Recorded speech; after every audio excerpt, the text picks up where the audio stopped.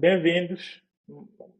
Ora, Hello, hello, bem-vindos a mais um episódio do Olimpo Podcast. Para o episódio de hoje, vamos conversar sobre Quality Assurance, que é uma das áreas do processo de desenvolvimento de software, que é a garantia de qualidade. Na verdade, os passos fundamentais para entregar um software, serviços de qualidade e que possam realmente resolver os problemas do end user.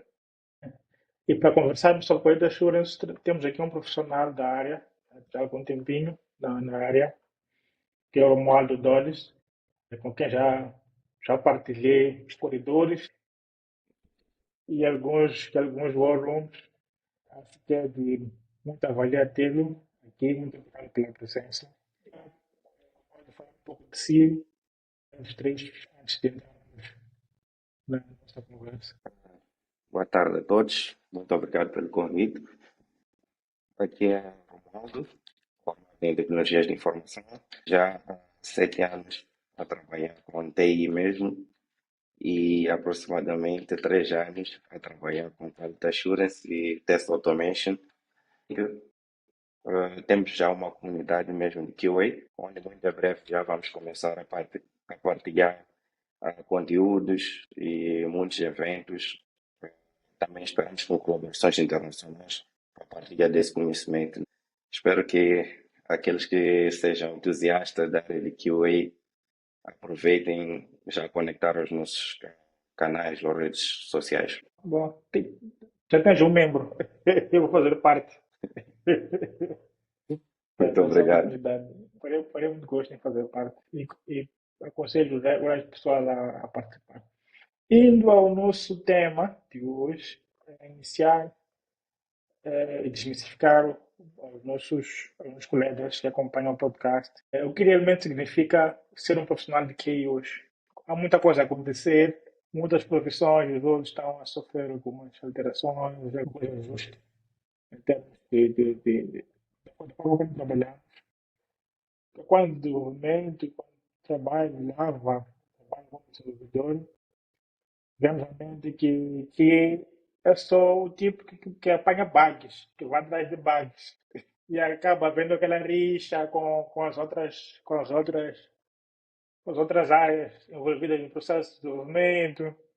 Então, além de encontrar bugs, é o propósito de... Fala mais um pouco da sua profissão. Antes mesmo de ir para a definição, eu acho que é importante mesmo dizer o porquê que existe a área de QA. Conforme o Weldon aqui disse, né? Não é só encontrar bugs ou criar conflitos com dev, fazer demorar uma sprint ou uma BI. Esse não é o objetivo do modelo que é. Nós temos que garantir a qualidade do software ou do sistema que estivemos a desenvolver para que o nosso cliente final, nesse caso, possa ter maior segurança e que possa ter a experiência do usuário final conforme ele espera. Então, esta é, na verdade, função de um QA. Temos que garantir a qualidade do nosso software antes de mais nada. Então, dentro daquilo são as atividades de um profissional QA, temos vários tópicos, eles é mesmo testes, o que estamos a falar. Esses testes variam. Temos os testes funcionais, não funcionais, manuais e automatizados. Nos testes funcionais, garante que o sistema funciona conforme esperado. Os testes não funcionais, nós temos lá o desempenho, temos os códigos, nesse caso, né? Fala das APIs que nós lá vamos testar. Isso é importante, porque são coisas que nós não conseguimos, assim, ou posso você dizer, nós não conseguimos ver, mas conseguimos testar de acordo com aquilo que é o escopo e o objetivo da API para com o sistema. Nessa segregação dos funcionais, não funcionais, automatizados, é importante o QA ter noção disso, porque com esta informação que ele vai poder criar os seus testes de casos e poder validar se realmente aquilo que ele recebeu como requisito é o que está performando a plataforma e se existe alguma brecha ou bug. É com base nesses 4 tipos de testes que eu acabei aqui de mencionar. O posicionamento da equipa de Quality Assurance, da equipe, pelo menos da onde trabalhar, levando em conta. Imagina uma situação que tem um produto, os produtos estão sempre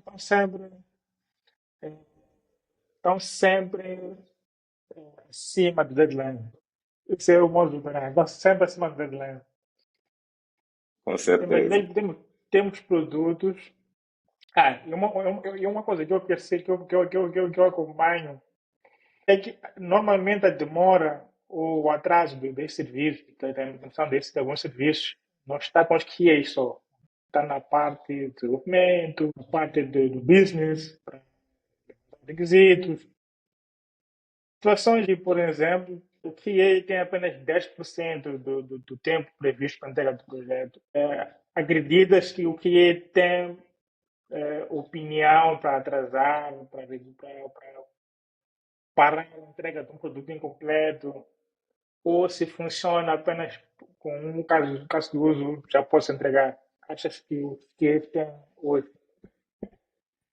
Yeah, O que achas essa disso? questão, na verdade, é um pouco tricky, né? Eu acredito que cada empresa, Uhum. instituição, tem o seu modo de operantes, mas olhando para aquilo que é a função de um QA, sim, ele tem como ah, travar a entrega de um produto, mas que seja algo palpável em termos de prioridade, em termos do impacto que vai criar o determinado bug, por exemplo, vamos supor que ele encontrou que precisa ser resolvido. Vamos supor em termos de médio, high, né? Vamos dizer, high priority. Se nós formos analisar e ver que o impacto realmente daquele bug vai trazer uma má repercussão para aquilo que é o objetivo do produto que nós estamos a pretender lançar. O QA tem sim essa autonomia de dar, né? Porque ele é quem assina, primeiramente, dá o seu sign-off no SIT. Diz que eu estou confortável com aquilo que são os testes que eu fiz, com as correções as correções que eu sugeri em termos dos bugs que foram encontrados, as falhas de segurança que encontramos que foram corrigidas, eu estou confortável para que esse produto passe para outra fase, que é onde o business também valida e dá esse seu sign-off de acordo com os testes funcionais que ele vai fazer. Eu acho que, sem olhar para cada empresa, o QA tem sim essa de poder dizer sim quanto ao life de um produto. É claro que em alguns casos, falo da experiência, nem sem querer tomar muito, sem querer levar muito tempo, alguns casos em que nós temos metas que não dependem somente, vamos dizer, do negócio internamente da empresa, mas que tem outros reguladores. Aí existe sempre um parâmetro, né? Podemos dizer um buffer, vamos dizer, ok, we can go, we can release the product, mas depois vamos fazer o fix, mas depois garantimos que do outro lado estamos compliance. Então, isso são casos excepcionais, não deve acontecer, mas em algum momento acontece porque são regras, né, que têm que ser cumpridas, mas que por detrás acaba já tendo outra equipe já a trabalhar e a corrigir aquilo que são os bugs que foram encontrados no desenvolvimento. Ok, yeah, yeah. É interessante. Agora, em relação a. Eu são minhas questões, tipo, como desenvolvedor, que me deixam um bocadinho assim. Em relação a. Nós temos visto, hum, como programador, uma das cenas que. Desculpa, uma das coisas que eu vejo quando se desenvolve aplicações, nós não olhamos para a carga. Desenvolve aplicações, eles podem desenvolver como prevendo que apenas um único utilizador ou até 10, 15 utilizadores é que vão acessar em simultâneo um determinado serviço. Corporações que tu já passaste, sentes que os QAs conseguem evitar que a escalabilidade das aplicações é testada antes. Qual é o seu parecer? Yeah. Foi um ponto interessante porque acaba remetendo a lembrar momentos que tivemos que ficar aqui mesmo até 7 horas, né? Nossa, foi quando de escalabilidade e perceber mais ou menos em termos de volume de transações ou em termos de volume daquilo que são a hora de pico em que os nossos clientes mais usam essa plataforma.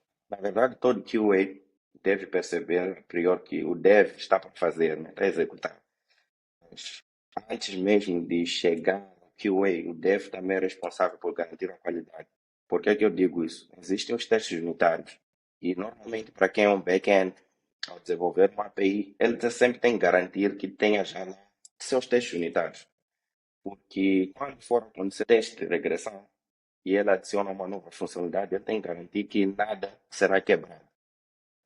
E olhando para aquilo que é a questão da escalabilidade e o volume do uso da nossa aplicação, o número de usuários que vão usar a nossa aplicação, esta é a responsabilidade do QA validar este tópico, porque já existe um teste específico para isso, que é o teste de carga. É claro que o QA não pode somente olhar para o teste de carga no seu ambiente. Vários outros ambientes. Eu vou dar um exemplo que existe o ambiente pre-prod, existe o próprio ambiente de produção, existe o próprio ambiente de teste. Dizer os recursos que estão no ambiente de teste, eu posso garantir que fiz um teste de carga com 1000 transações e não bugou a plataforma. For me, it's fine. Daí vai sair off. Consegui fazer 1000 transações em tantos segundos, 500 transações em tantos segundos. No ambiente de teste, e aquilo correu perfeitamente. Se eu passo para pre-prod e faço a mesma validação, os ambientes são totalmente diferentes. Eu posso ter lá um bug.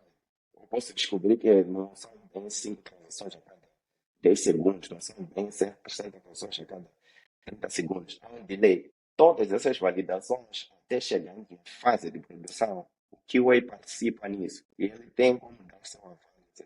Até aqui, eu acho que nós não estamos seguros que isso vai aguentar mais de 1000 e tal transações nesses segundos ou nesses minutos. Então, eu acho que pela experiência que eu tenho é muito importante e é um skill que eu acho que vem mesmo do pensamento crítico do QA.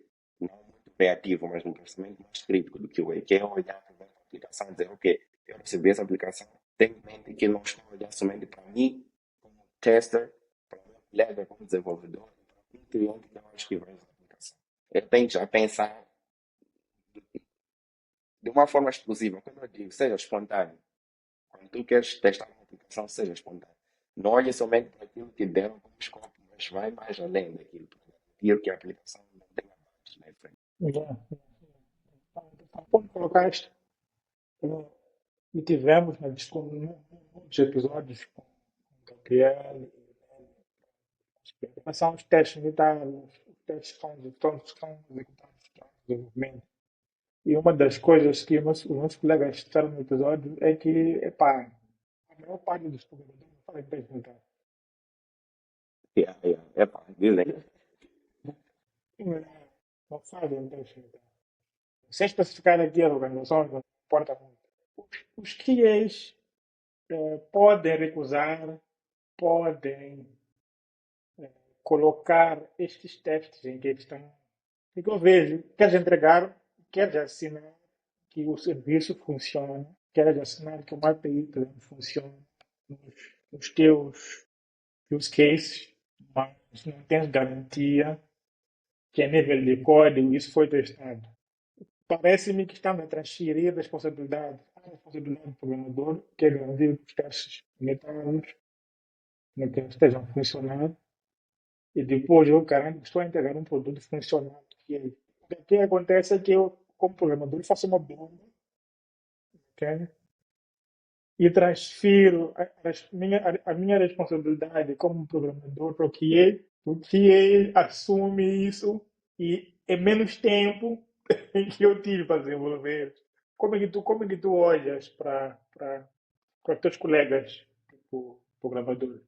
Aqui fica um ponto porque eu acabo em algum momento não sendo defensor dos desenvolvedores e sendo mais defensor dos QAs, né? Mas, ok. Então, Olhando para a lógica, eu acho que assim, em suma, os programadores acabaram se tornando, diria o quê? Pessoas eficientes.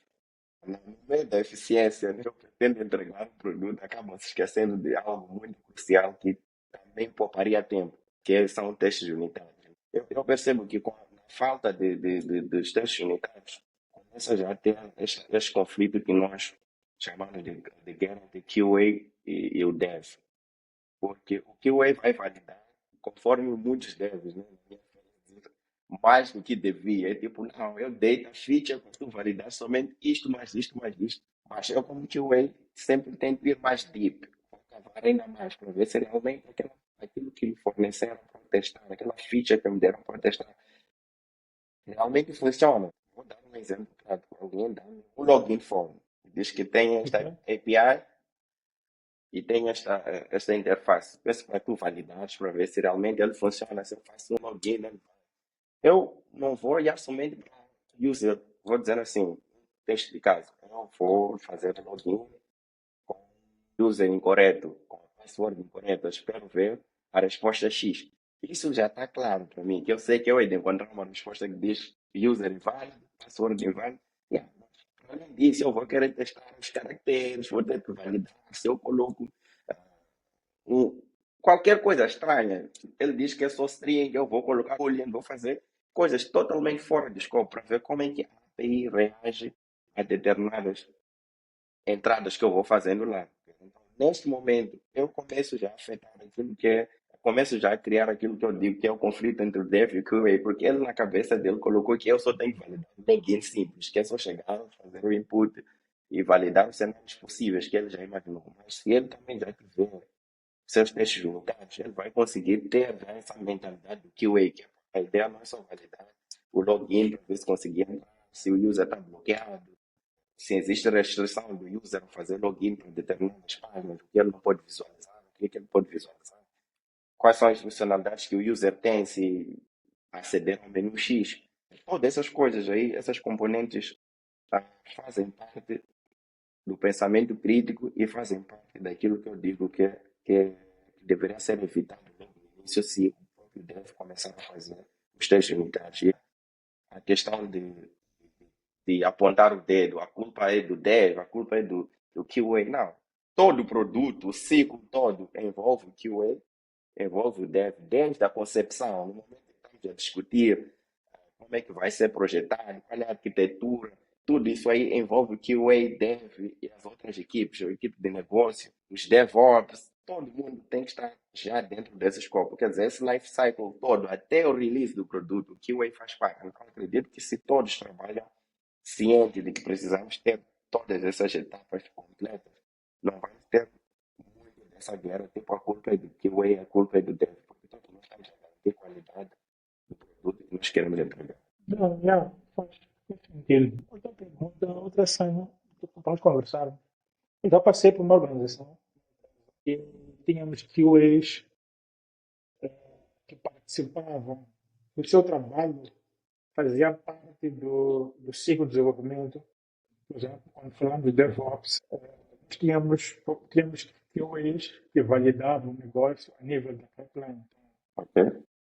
Como é que funcionava? Antes, fazia-se aquele trabalho de requisitos, documentação, especificação, API spec. Então, as equipas já sabiam o que devia se desenvolver.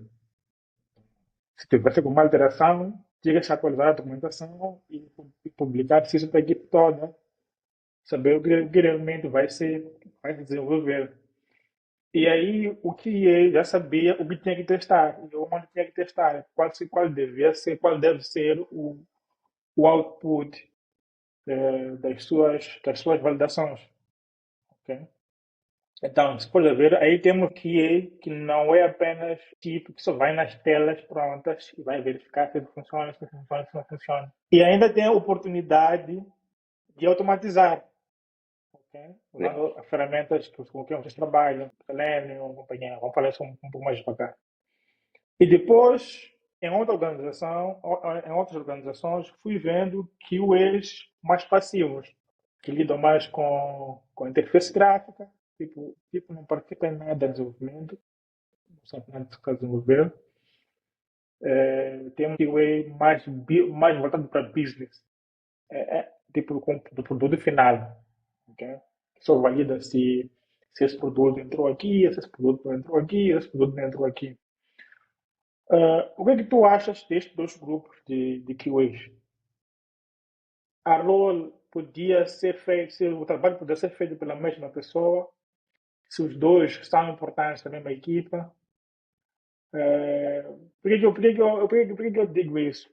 Porque pode ter uma vantagem ou pode não ter outra vantagem. O que tu achas desses dois grupos? Eu acho que, olhando para a qualidade, conselho de dizer que um QA se foque somente num determinado environment, vamos assim dizer. No primeiro caso, tem alguém que consegue participar do próprio life cycle da toda a aplicação, né? O ciclo de desenvolvimento de toda a aplicação, onde ele percebe qual é a melhor forma de garantir o seu produto, independente de já sair dos testes menores, passar para o business, garantir que aquele mesmo produto, quando estiver a ser feito o deployment via pipeline, continue do mesmo jeito como ele validar. Esse QA, para mim, está a olhar mais para o futuro, no primeiro caso.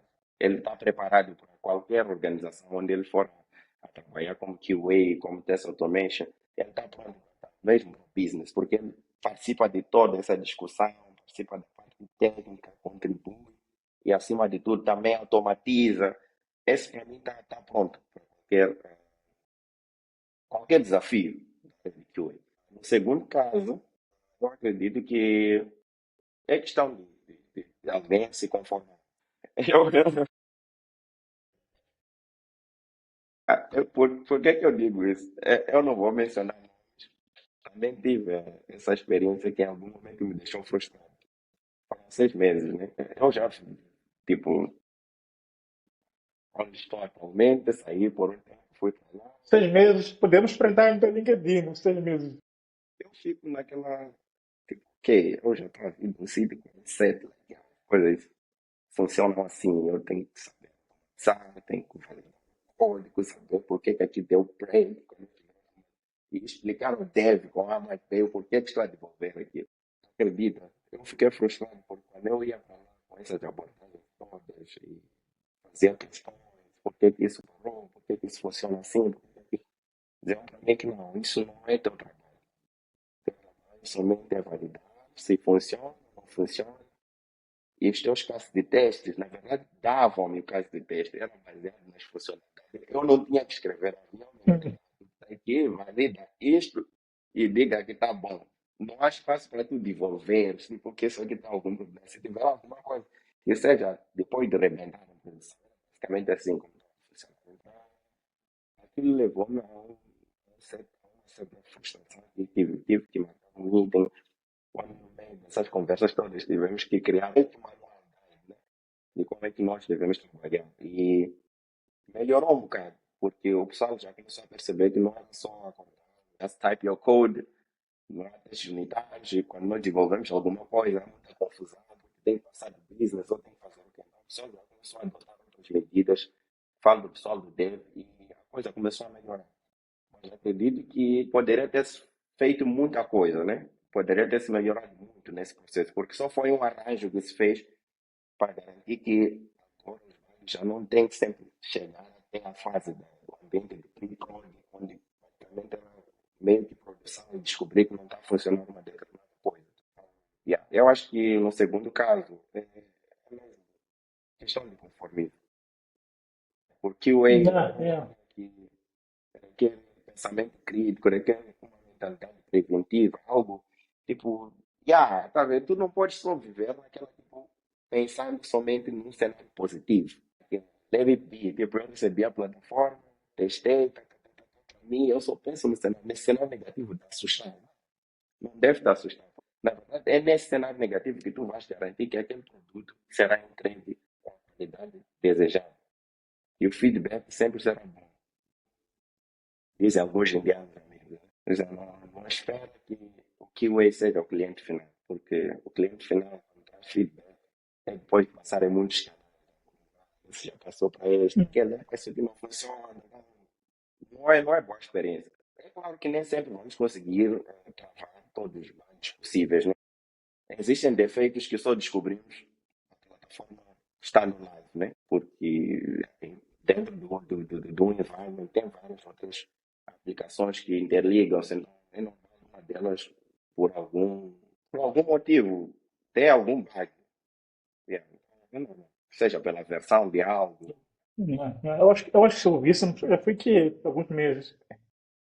Yeah, yeah. Eu acredito que se as organizações ouvissem mais e dessem oportunidade aos QAs, nós teríamos menos problemas e se nós não víssemos os QIs como blocos, as coisas podiam ser melhores. Yeah, porque o que falta aqui é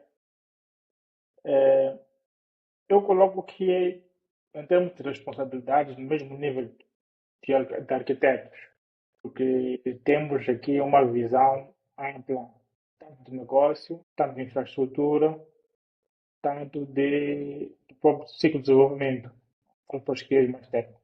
Mas o que eu acompanho é que normalmente coloca-se nas equipas de QAs os técnicos, entre aspas, mais fracos. Os que aparentemente é só estar a falhar as coisas com os seus próprios nomes. Mas é a experiência que nós tivemos. Aparentemente, os técnicos que não sabem programar, não sabem nada de infraestrutura, aparentemente. E no final do dia, é uma observação minha, eu gostaria de ouvir a tua opinião em relação a isso. E no final do dia, nós atribuímos uma responsabilidade 3 vezes maior à experiência desse técnico. Tipo, parece que colocamos um velho fraco para influenciar, para passar features. E eu não gosto, eu não gosto disso. Eu não gosto disso. Aquela mentalidade que nós temos que colocar que só se meninas, por exemplo. Temos que colocar meninas como equipa de QA. É uma coisa que eu não gosto. Okay? Eu acho é, a responsabilidade que um QA tem é igual à responsabilidade que um desenvolvedor tem é igual à atividade do engenheiro de infraestrutura. Como é que tu vês esse ambiente? Se é uma observação errada minha, por favor, diga-me. Não, na verdade é uma boa observação, porque no momento eu percebo que quando não se dá o devido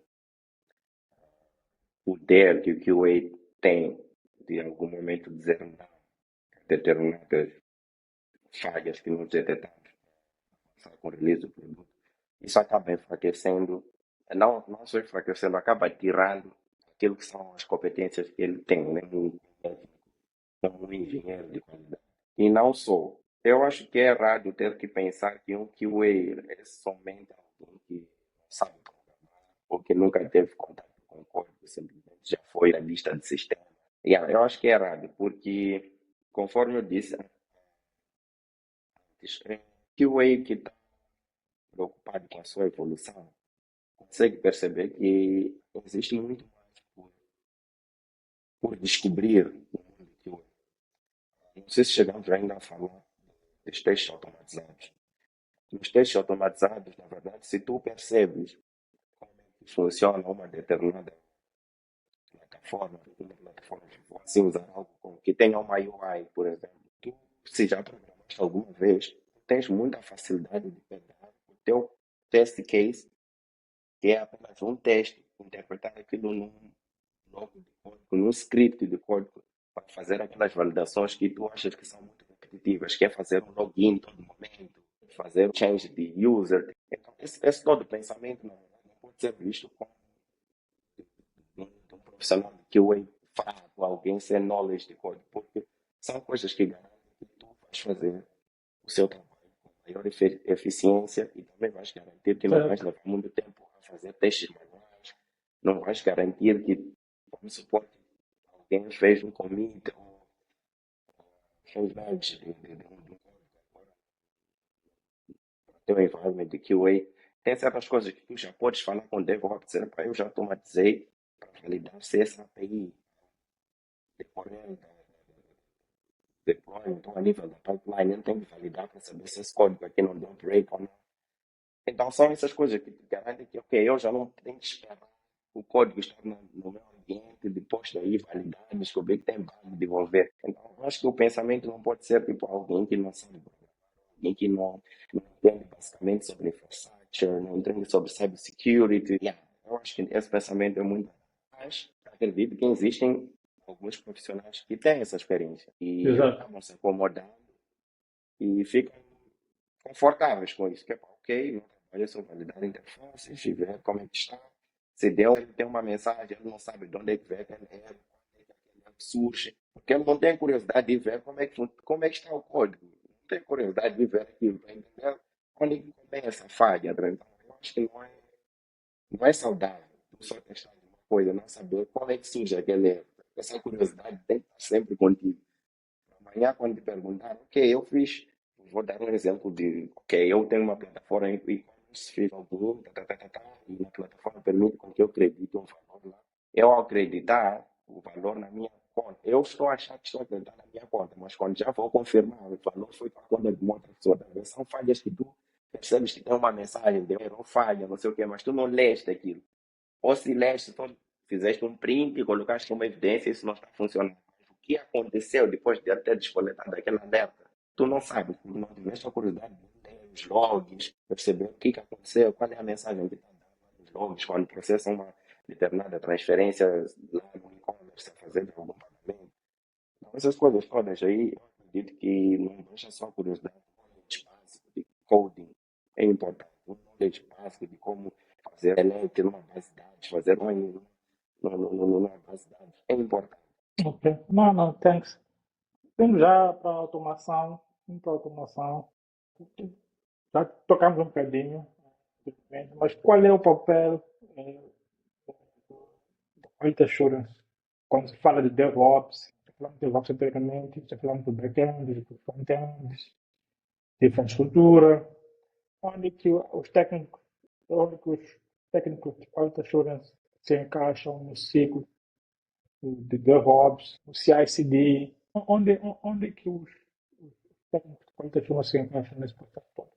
Eu acho que técnicos, na verdade, que hoje se encaixam desde o início do desenvolvimento. Eles já estão lá, conforme eu disse. Vamos supor, tipo, eu ao desenvolver alguma aplicação, já temos lá no nosso GitLab.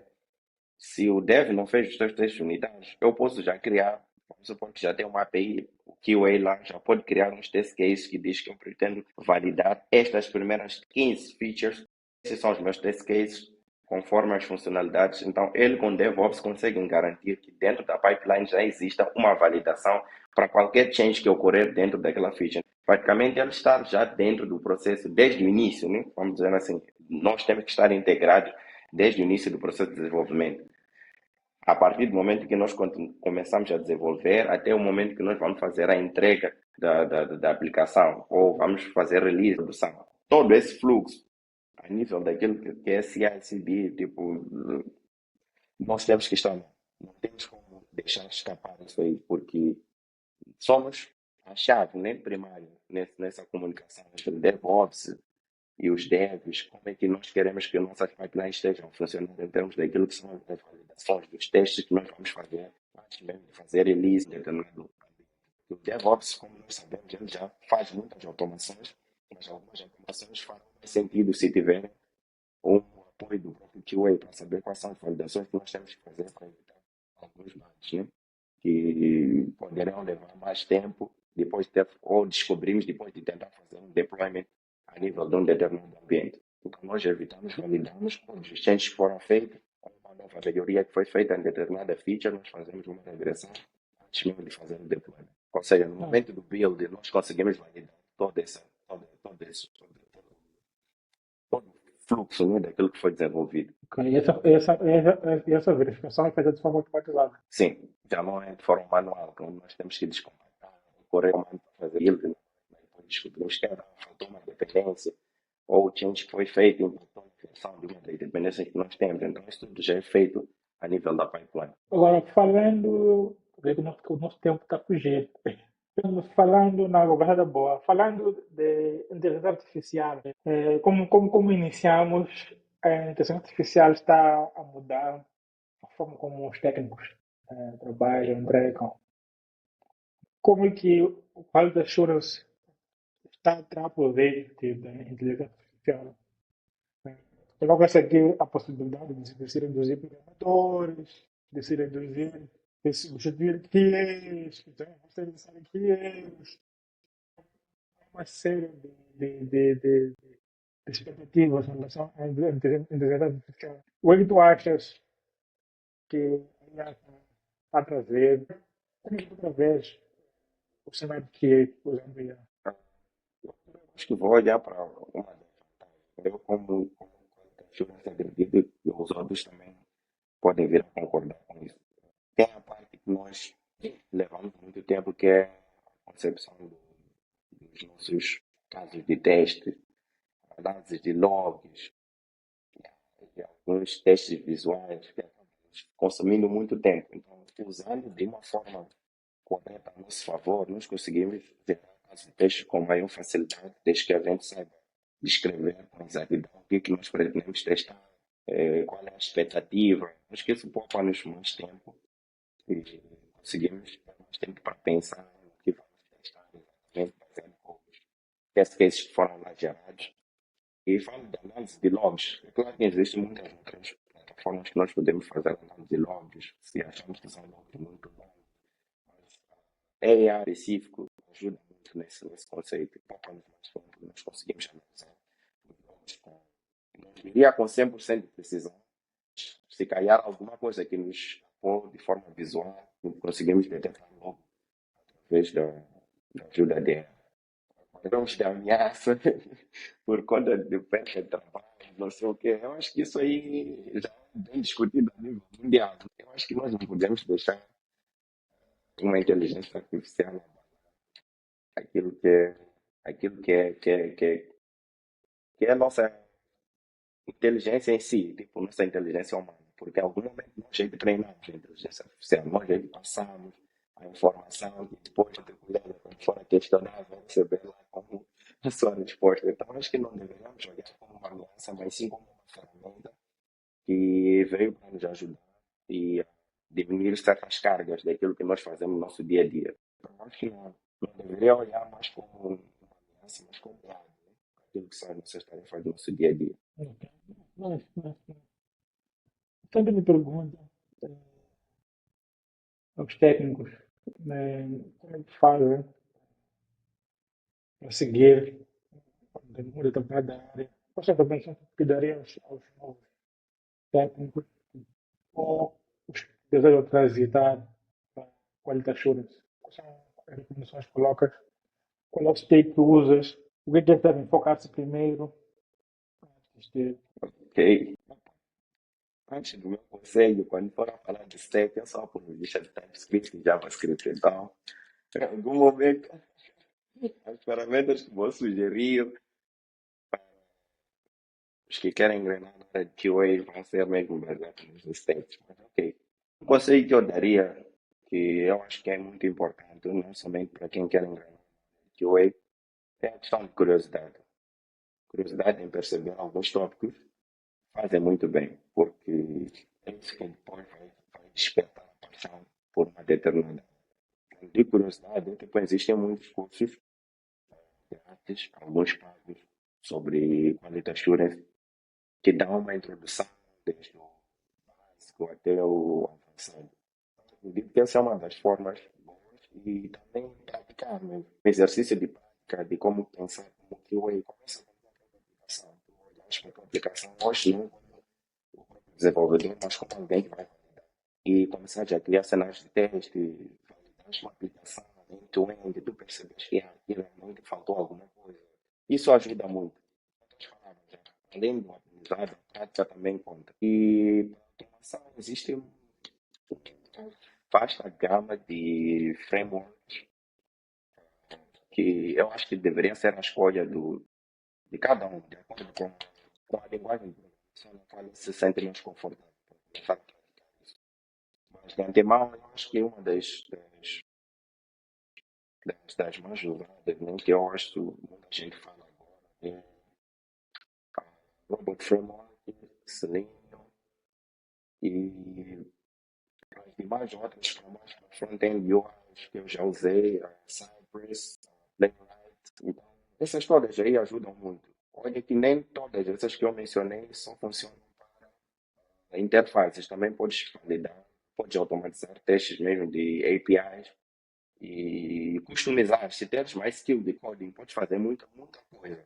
E garantir mesmo que tenhas resultados, até gerar um relatório personalizado, converteres para PowerPoint, converteres para Excel, converteres para PDF. Então, isso são coisas que depois tu vais melhorando, né? Com o tempo, com a prática, com a busca de conhecimento, tu vais perceber que não, como dev, eu posso contribuir para que o meu por dentro da automação, o nosso script da automação faça isto, mas aquilo. Sair algo perfeito.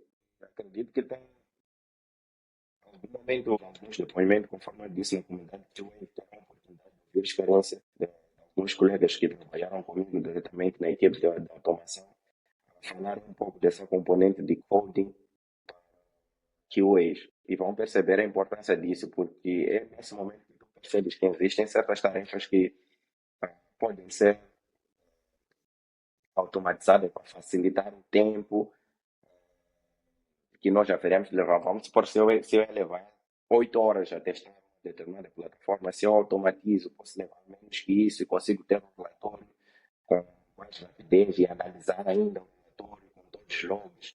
Então, tudo isso poupa nosso tempo e nós conseguimos entregar com maior eficiência e reportar os bugs a tempo e ordem e garantir que o nosso prazo de entrega não seja comprometido.